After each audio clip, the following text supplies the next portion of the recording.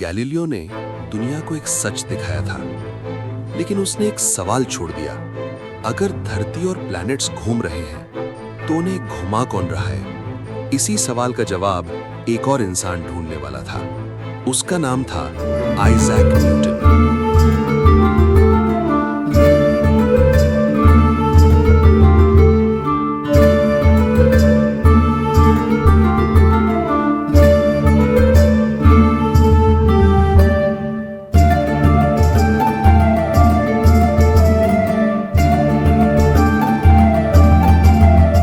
1643 England का एक छोटा सा गांव वुल्सथॉर्प। गैलीलियो की मौत के सिर्फ एक साल बाद एक कमजोर सा बच्चा पैदा होता है। लोगों को लगता है ये जिंदा भी रहेगा या नहीं। आइजैक न्यूटन प्रीमेच्योर बेबी था, मतलब वो टाइम से पहले पैदा हुआ था।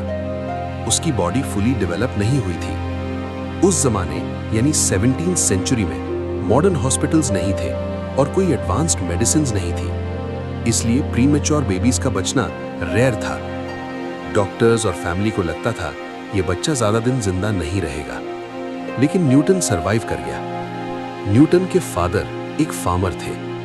न्यूटन अपने फादर को कभी देख ही नहीं पाया, क्योंकि वो न्यूटन के बर्थ से 3 महीने पहले ही मर गए थे।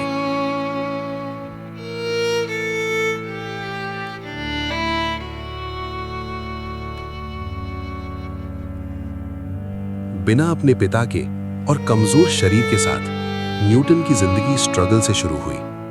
उसकी जिंदगी के शुरू के पल ही अधूरे थे। जब न्यूटन सिर्फ 3 साल का था, उसकी मां ने दूसरी शादी कर ली और फिर न्यूटन को छोड़कर अपने नए पति के साथ चली गई।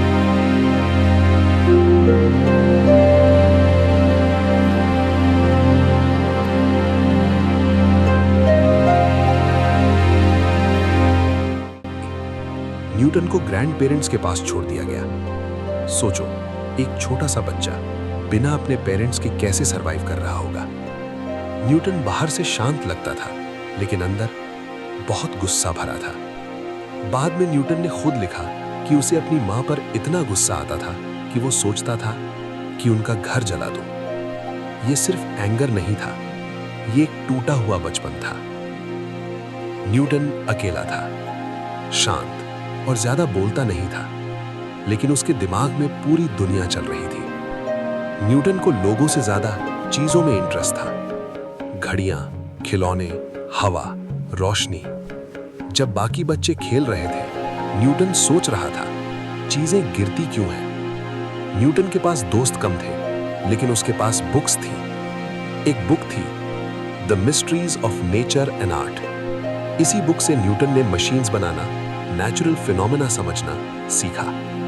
बुक्स उसके लिए टीचर्स भी थी और फ्रेंड्स भी थी। न्यूटन कैम्ब्रिज यूनिवर्सिटी पहुंचता है। यही पहली बार वो एक नाम बार बार सुनता है, गैलीलियो गैलीली। न्यूटन गैलीलियो के काम को पढ़ता है, मोशन के rules, falling objects, projectile paths. Newton समझ जाता है गैलीलियो ने मूवमेंट को समझा है, लेकिन उसका रीजन अभी मिसिंग है। 1665 इंग्लैंड। एक अजीब सी खामोशी शहरों पर छा रही थी। गलियों में शोर कम था, लेकिन डर हर जगह था। हर रोज लोग मर रहे थे। प्लेग कोई नॉर्मल इलनेस नहीं थी। ये ऐसी डिजीज थी जिसमें लोग 2-3 दिन के अंदर मर जाते थे।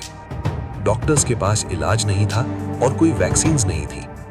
एंटीबायोटिक्स का कॉन्सेप्ट भी नहीं था। घर के दरवाजों पर निशान लगते थे, अगर किसी घर में प्लेग हो तो पूरा घर बंद। लोग अपने ही रिश्तेदारों से दूर भागने लगे, बिल्कुल वैसे ही जैसे हमने कोरोना के टाइम देखा। दरवाजों पर निशान लग रहे थे, घर बंद हो रहे थे, शहर खाली हो रहे थे। यूनिवर्सिटी बंद कर दी गई। कैम्ब्रिज पूरा खाली करवा दिया गया। क्लासेस नहीं, टीचर्स नहीं और कोई भी स्टूडेंट्स नहीं। आइजैक न्यूटन को भी कैम्ब्रिज छोड़ना पड़ा। वो घर वापस चला गया, अकेला।